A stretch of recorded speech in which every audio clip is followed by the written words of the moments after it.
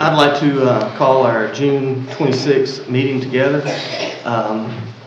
You might not know me. I'm Matt Harbin, the Mayor Pro Tem for the City of Anderson, sitting in a very big seat to fill our friend Terrence Roberts. As many of you might know, Terrence had a little medical episode yesterday, and I'm here to report that he's doing fine. He has sent me word to not screw up this meeting, so if I could, I'll do my best not to do that. With that, we'll call on Dr. Beatrice Thompson to lead us in our invocation, and Council Member Rick Laughridge to respects to the flag. We pray. Dear Heavenly Father, thank you for this day. We are also thankful, God, for the privilege of assembling in these council chambers once more. As we deliberate the business of the city, we ask you for your guidance and your wisdom so that all that we might do here, decisions that we might make, will be fair, honest, and in the best interest of our citizens, and therefore pleasing in your sight. We ask your special blessings on our Mayor Terrence Roberts, who is ill, and we ask your prayers to join us in our quick recovery, in his quick recovery. We also ask your blessings on our employees who work very hard to provide the best services to the City of Anderson. We pray for our servicemen and women who are sacrificing their lives for the safety and security of our nation. And as we experience the best of times, the worst of times in our nation, help us to seek love without hatred, pardon without injury, hope without despair, and peace without wars. Thank you for your everlasting goodness to all of us. It is in your name we pray. Amen. Amen. I pledge allegiance to the flag of the United States of America and to the republic for which it stands, one nation, under God, indivisible, with liberty and justice for all.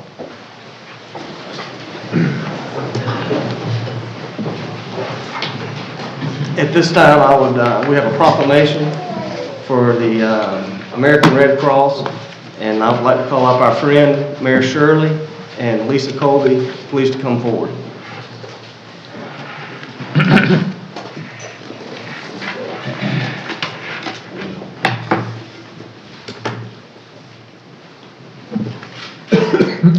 May I say a few words? Thank you for having us tonight, Mr. Mayor Pro Tem and members of council. We are here for two reasons.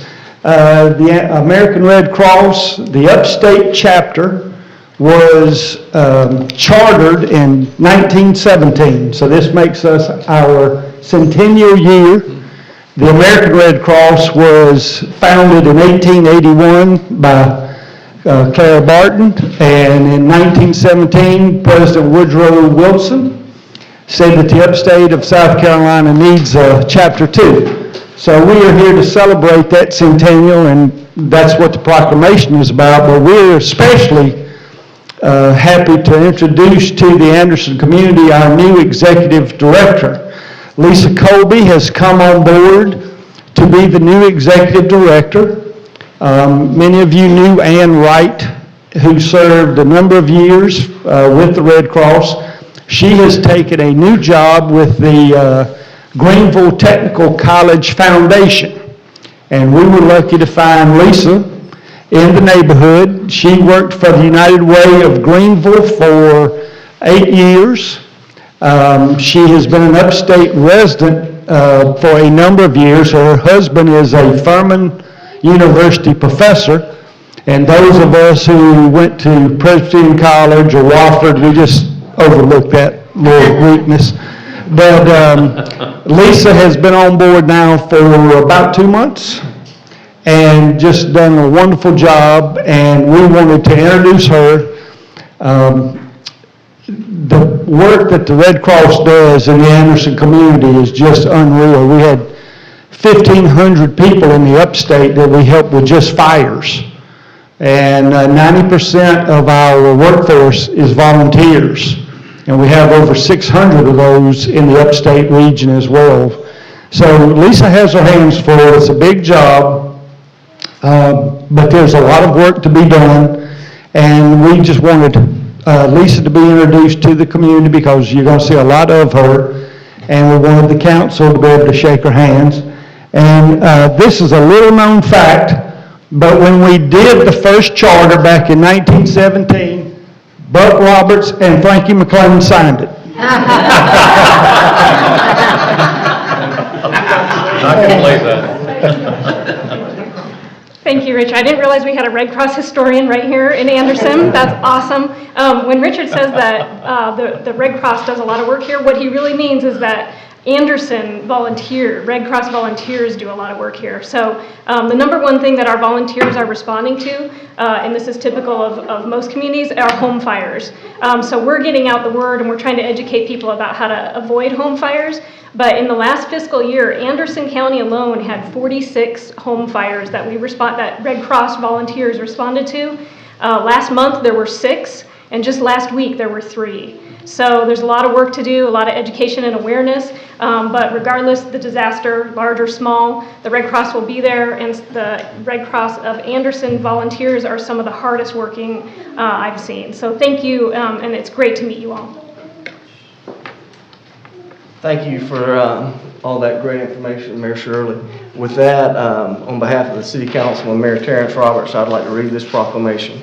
In celebration of Upstate American Red Cross Centennial Anniversary, whereas the American Red Cross has offered aid and disaster relief to millions of individuals since Clara Barton founded the organization in 1881, and whereas the Upstate Chapter is celebrating the centennial anniversary of its original charter from President Woodrow Wilson in 1917, and whereas the services of the Red Cross assist many people by providing life-saving blood for the ill and injured, helping restore the shattered lives of disaster victims, assisting our servicemen, women, and veterans and their families in periods of emergencies, and helping save lives and lessen suffering through training in first aid, CPR, AED, and water safety courses. And whereas the local chapter of the American Red Cross has been a tireless force of good deeds for 100 years, and whereas the work of the local chapter of the American Red Cross and its volunteers exemplifies the American tradition of caring for those in need and reflects the compassion and generosity of the Anderson community. Now, therefore, I, Terrence B. Roberts, Mayor of the City of Anderson, South Carolina, along with my fellow council members of City Council, do proclaim 2017 as the centennial year of the Upstate American Red Cross and urge all citizens to join, serve, and contribute. Proclaim this 26th day of June 2017.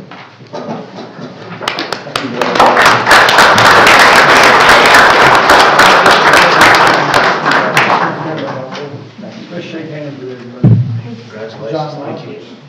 Okay, so let's see. Hey, Max, I'll have you. Hey, this is Debbie Hand. Hey, Debbie. Good to see you. I got to make sure you shake too. Good to see you. Nice to meet you. Thank you.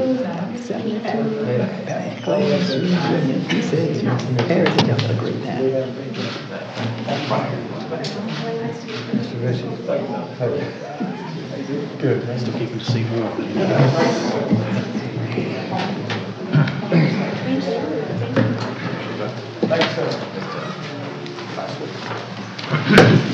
With that, we'll move in to the next section of our meeting.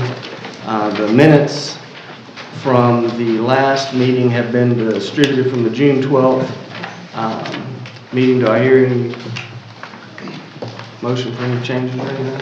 Move that be adopted. Second. First by Mr. Laughridge, second by Dr. Thompson. All those in favor? Opposed? Passes unanimously.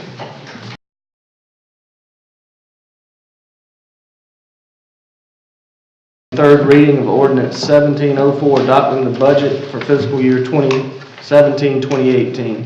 Ms. McConnell? Thank you, Mr. Mayor. The budget, as you will see in your package this year, since your first reading, The total budget for all funds with the revised number is $60,887,623.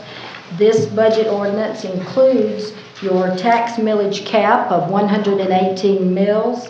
It also includes the increase in the franchise fee for Duke Energy from 4% to 5%, and it includes the sanitation fee of $2.75 per garbage cart that is serviced by the city. So we've made those adjustments based upon your first reading. The budget also includes approval and appropriation for the 2017 compensation plan and the appropriation not to exceed $2 million for capital facilities improvements. And those improvements are those that are anticipated for this building itself, for the roof and associated improvements, and also for some improvements at the Municipal Business Center next door. We did have the public hearing on June the 12th prior to the council meeting, and covered all of these items that are in your current budget ordinance, and we've heard no other comments from the public or questions regarding this. Therefore, the staff would recommend approval for second and third readings this evening. Mr. Mayor. Thank you, Mr. McCollum. Mr. Chapman? Just for clarification, I just want to make sure that through council discussion, we are looking at a 3 mil reduction over the course of this budget, correct? That is correct, and we will not know those final numbers until the assessment from the county is finalized, but we would expect to have that sometime next month. Okay. With that, I'd make a recommendation we accept it on second reading. Second. I have a first by Mr. Chapman, second by Mr. Newton. Any other comments? All those in favor? Aye. Opposed? Mayor Pro Tem, I'll make a motion to accept on third and final reading. Second. I have a first by Mr. Roberts, second by Mr. Laughridge. Any other comments? All those in favor? Aye. Opposed? Passes unanimously. Thank you, Peggy, for all your work. Thank you very and your much. team Absolutely. in working with this budget. Good job. Our second item on old business, request second and third reading of ordinance 1705, amending the Duke Energy franchise agreement. Mr. McConnell? That provides a nice segue into this particular ordinance that is before you. As we stated in the budget ordinance, it provided for the increase in the franchise fee of Duke Energy. In order to effect that change, this ordinance is necessary, stating that the increase would be from 4% to 5%, and you have a first reading on that on July the 12th. So we would recommend second and third reading this evening. Thank you, Mr. McConnell. Any comments or questions? Make a motion to approve on second reading. Second. I have a first by Mr. John Roberts and a second by Don Chapman. Any other discussion? All those in favor? Aye. Opposed? Passes unanimously. I recommend that we adopt it on third and final reading. Second. I have a first by Mr. Laughridge, a second by Mr. Buck Roberts. Any further discussion? All those in favor? Aye. Opposed? Passes unanimously. Thank you.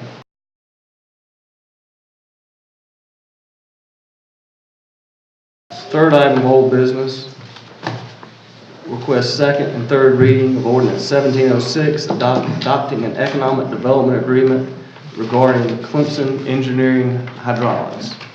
Ms. McConnell?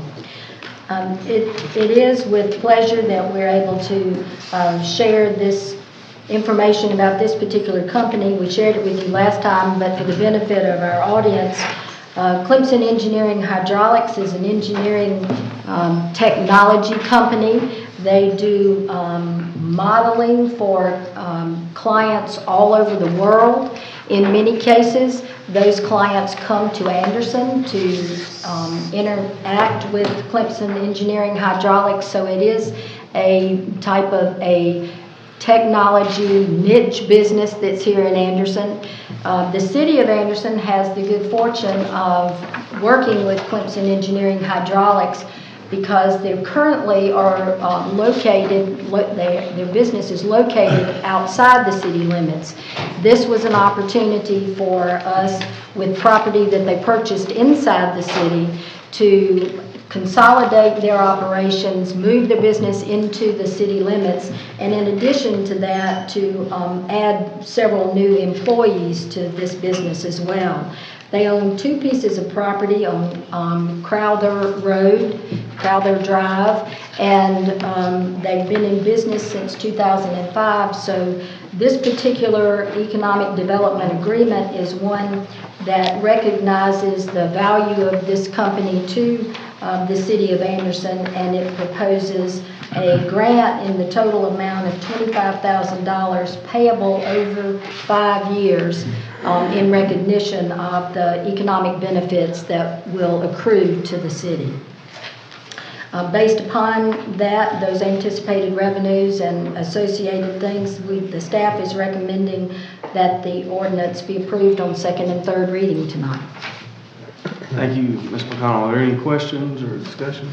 Mr. Chapman? It's more of a comment. I think one of the other things, I think I brought it up at the last one, but we want to make sure that everybody was aware of that because of this company's national and international business ties, that they do a lot to bring in people from the outside into Anderson. So there's a lot of heads and beds. It ends up having a ripple effect on our restaurants and other businesses. So Correct. Great point. with that, I would make a recommendation that we accept it on the second reading. Second. I have a first by Mr. Chapman, a second by Mr. Buck Roberts. Any further discussion? All those in favor? Opposed? Passes unanimously. Mayor Pro Third Tem. reading. Yes, ma'am. I'm going to accept this on the third and final reading. I have a first by Dr. Thompson, a second by Mr. John Roberts. All those any further discussion? All those in favor? Aye. All those opposed? It passes on third and final reading. Thank you, and we appreciate investing in our city. Absolutely. We move on to our fourth item of old business. Request consideration of an ordinance to rezone 402 Boulevard from R15 Single Family Residential to RM18 Multi-Family Residential, 303 Boulevard, 200 Williamston Road, from limited office to RM18 Multi-Family Residential. Mr. Mayor, I'd like to call upon Maurice McKenzie, Planning and Development Director, to tell you more about this rezoning request. Thank you. Yes, thank you. This request is to rezone 3 parcels of land: 402 Boulevard, 303 Boulevard, and 200 Williamston Road. And I'll start with 402 Boulevard first. All 3 are being requested to be zoned to RM18. RM18 does allow college and university-related uses, so that's the reason for these requests. Start with 402 Boulevard. It's located at the corner of Boulevard and Kingsley Road. This is the main part of Anderson University's campus, so it's located directly across Kingsley from Anderson University's campus. And it's the largest of the 3 parcels we're talking about this evening. It's just under 2 acres of land. A large single-family dwelling is located on this property. Many locals know this as the Rainey House. Anderson University acquired this property last year, and now they're wishing to put their development office in the upper floor and also use the lower floor for university-related uses. This property is located in the Boulevard Historic District, and although the applicant states that they have no intentions to change the exterior of the building or the grounds, any exterior changes would be subject to review and approval by the BAR. So that's one area we are aware of right now. They have no plans to make any changes to the exterior of the building. If they request to put in signage or anything like that, it would have to go before the Board of Architectural Review. Next piece of property we're discussing is 303 Boulevard, which is located at the corner of Calhoun and Boulevard. It was most recently occupied by a beauty shop, and that's been several years. Anderson University has actually owned this property since 2011. And this property is zoned LO, limited office, which means you can have office-related uses, personal services, and things like a beauty shop. But they are now ready to move forward with occupying the building and wish to rezone it to RM18 in order for it to be consistent with the university-related uses.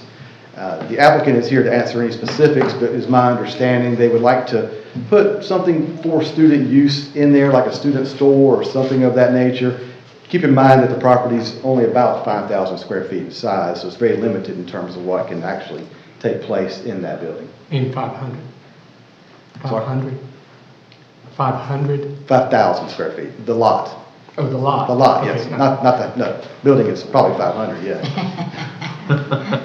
The property across from 303 is 200 Williamston Road, and this property also is zoned LO Limited Office, and currently Anderson University has offices on that site, which is a permitted use. But while they're going through this process, in order to make things consistent with the remaining part of their main campus, they wish to rezone that to RM18 as well. It's about a half acre. They have no plans on changing the current use. They would like it to stay as office use. They just are requesting to rezone it just so it'll be consistent with the remaining part of this request this evening. This has not been uncommon. Anderson University over the past few years, they have rezoned parcels around their main campus to RM18. A couple of years ago, these parcels on the back side of the campus on Kingsley Road were rezoned to RM18. Also, you may recall over near the old fairgrounds, which is now the athletic campus, those parcels have been zoned to RM18 as well, so this is not uncommon. This went before the Planning Commission last week, and the Planning Commission recommended approval of this request. We had a handful of people in the audience really wanting to learn more about what the request was. We received several phone calls over the past few weeks, people seeing the signs out on the 3 parcels of land. No one really opposing the request, just wanting to know more information about it. I'll be glad to answer any more questions you may have, but the applicant or representing applicant Anderson University, Charlie Dickerson, is here. He may be able to better address some of the specifics you may have. Thank you, Mr. McKenzie. Mr. Buck Roberts? I need to recuse myself. We do work part of college, and I'd rather not have a vote in this. Yes, sir. Please note that Mr. Buck Roberts is I have a question. I didn't catch what you said. Did you have opposition or did not have? No, sir, we received several calls just inquiring about the request for all 3 of them, and no one really expressed any opposition. At the Mostly meeting, no one- curiosity? I'm sorry. Mostly More curious, curiosity. yeah. People see the public notice signs, they would like to know what's going Okay. on. Any other questions? And I, Mr. Chapman? the area I serve is directly behind the university and the other properties that were, I think the last time they had made a change. And I've not received any phone calls to anyone in objection or in favor, so. With that, I'd make a recommendation, we approve it on first reading. I second. I have a first by Mr. Chapman, a second by Mr. Laughridge.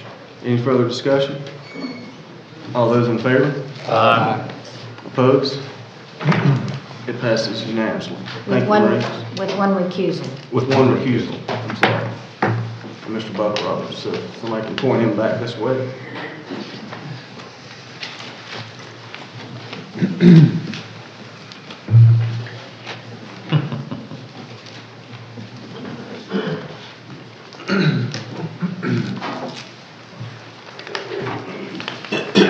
We have one item of new business on our agenda. Request consideration of funding for a South Carolina National Heritage Corridor grant. Ms. McConnell?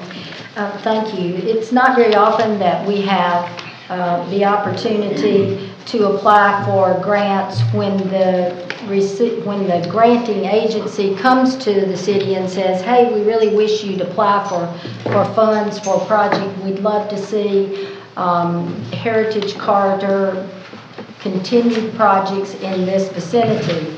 And because we were asked to think about applying, we thought that looking at our various projects that we have in our capital improvement projects list, we thought this particular small self-contained project might fit that bill very well. Therefore, we did apply for a grant.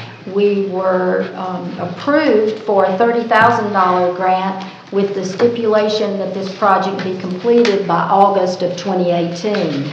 And I'd really like to ask Mary Haley Thompson, our Economic Development Project Manager, to tell you more about what Under the Bridge, which is the project that we're talking about, what that is and what it is intended to do.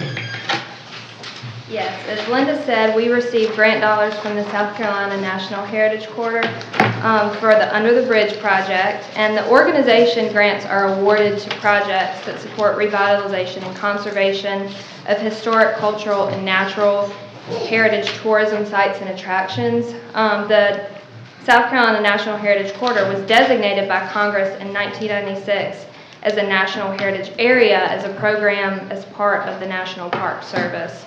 So this corridor stretches across 17 counties and 320 miles across the state. And what's called the Discovery Route links many different historical sites throughout the counties and historical sites that this organization funds as development projects. Some of these projects include highlighting historical sites such as settlements, mill villages, courthouse towns, battlefields, and military sites. So what was really appealing to them about this project was that it does, sit right along the rail, which is such an economic contributor to, the manufacturing and textile industry, and it also sits in the heart of downtown, which used to be supported through the textile industry, but now it serves as a, kind of a missing puzzle piece from a very developed commercial Main Street to an underdeveloped West End area, and where those old mill sites were. So they saw this as a really attractive historical site that could be along this Discovery Route, and so for us to be able to apply for this as a pocket park, almost just as an attraction for pedestrian, for not only visitors, because people visit along these sites as part of the Discovery Route, but also just for our citizens to enjoy. So the numbers were, this project has been listed in the CIP for several years, so these numbers that are in your council packets are subject to change once we do vet out the project. So we've updated them some upon conversations with SCDOT and Duke Energy. So this is all, the conceptual is subject to change as well as the numbers, but we just wanted an idea going into the application process for the grant. So the conceptual is in your packets, and up on this screen here,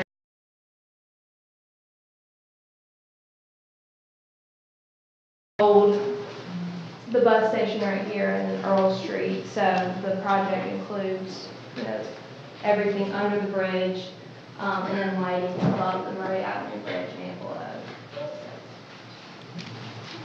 Is that, Thank you, Ms. Thompson. Any questions? Mr. Chapman? is that decorative lighting that's going to be mounted on the structure of the bridge itself? SCDOT, we brought them down to see if we could mount it onto the bridge, and they said they would rather have, freestanding lights like the ones that, are throughout downtown. We couldn't mount anything to the actual bridge. Okay. And then the other, which I mentioned to Ms. McConnell, is that in our estimates, the trees, the canopy trees and the flowering trees are noted as zero, that we would need to add to that if we're going to do anything outside. But right now, this particular is only underneath the structure itself. Yeah, so that, could be subject to change if we did go for a phase 2 on the outside, but that 145 just includes everything under the bridge. Okay. Well, it certainly brightened it up, because it would be a great addition to that area. That it's kind of a little bit of light directly underneath the bridge. So. Any other questions?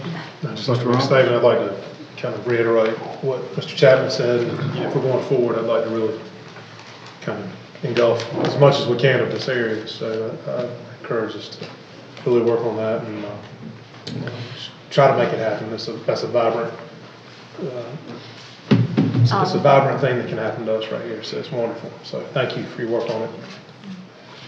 Dr. Thompson? I was thinking, Mary, this with a lot of homeless folk in that area, Yes, absolutely. so they'll be moved someplace. Yes, yes.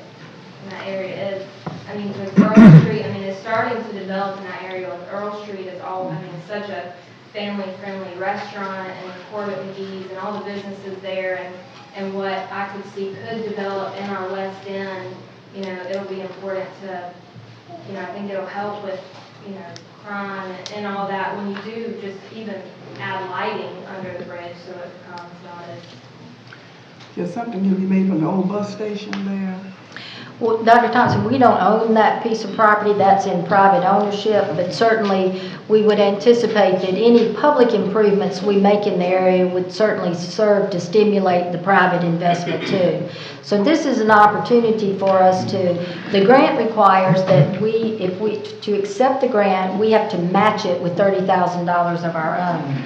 Our thought was in bringing this project forward to you that $30,000 from the grant and $30,000 from us won't make as substantial an impact there as it could. So we're suggesting that we put more than just the match with this, excuse me, with this grant acceptance.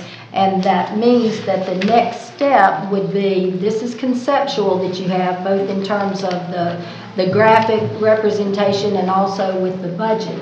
So the next step, if you approve it, would be for us to seek someone, an engineering firm, a designing firm that would take it to design development, that would identify how much we could do with the dollars, whether we just do under the bridge, whether there's a phase 2 that takes us outside the bridge, what those components are, and the budget estimate that takes it further than what you have. So we were recommending roughly the approval of the $30,000 in matching grants, but an additional $116,000 to really have a broader scope of a completed project, quote, under the bridge. Mr. Mayor. Mr. Laughridge? You said this was conceptual, so we don't know that 113,000? Well, we don't know for certain, no sir, but we're pretty confident because Blake Sanders helped develop the design, the conceptual design, and put the initial budget dollars together. We've played with it with his assistance just a little bit, but we also want to make sure we meet first and foremost, that we meet the requirements of the grant in doing exactly what we said we would do for their $30,000 and our $30,000 match. So whatever you approve, if you approve the whole $146,000 project tonight, that would come back to you in terms of approving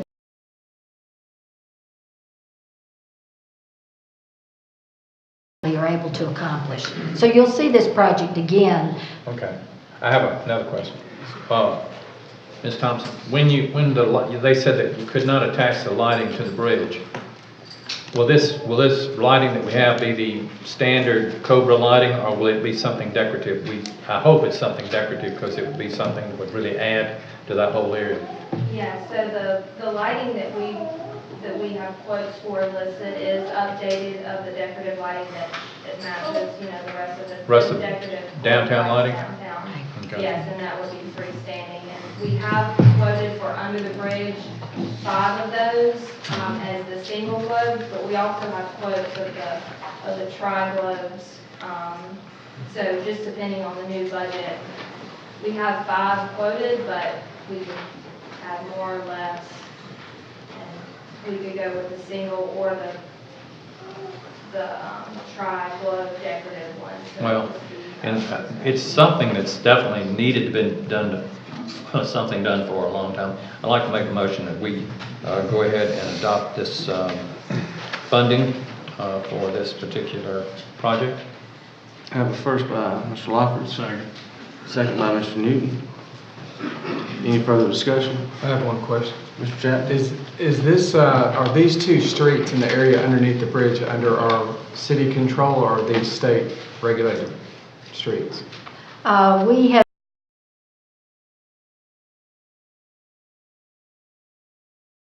order to have those streetscape improvements that have already been done. So it's out of the system. Or Street, we'll have to double check on that one. I just asked if we don't, I guess we have to get their permission before we can do any of this, correct? If we're doing work in their right of way, yes, sir. All right. Any other questions? All those in favor? Opposed? And that passes unanimously. Thank you, Ms. Thompson, for all your work on Appreciate that. and getting this done, and anything we can do to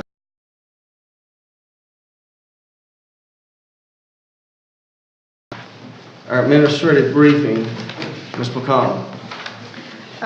If you still need something else to do this evening, there you have one more opportunity to see Shakespeare in the Park. This is The Taming of the Shrew, and by all accounts, this weekend, the weather did not deter people. We had performances Friday night, Saturday night, and Sunday night, and they were very well attended with hundreds of people, and I've heard it was outstanding. So you will have one more opportunity to see that tonight. The block party is Thursday night, and moving on into July, please remember that our offices will be closed on Tuesday in recognition of our country's birthday, Independence Day. And then we have on July the 12th, the dog park dedication. Remember, this is the dog park on Fant Street. That's at 6 p.m. on Wednesday, July the 12th, and that really gets us into the middle of the month. That's all.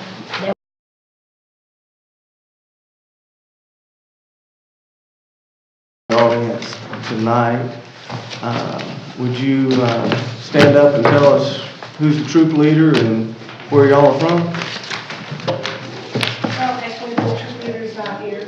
I'm the scout parent coordinator for all these boys, and it is Troop 234, and we're out of St. Joseph's Church. Well, thank you for attending our meeting. That concludes our meeting. Do I have any motion to adjourn? First by Mr. Buck Roberts, second by Mr. John Roberts. We stand adjourned.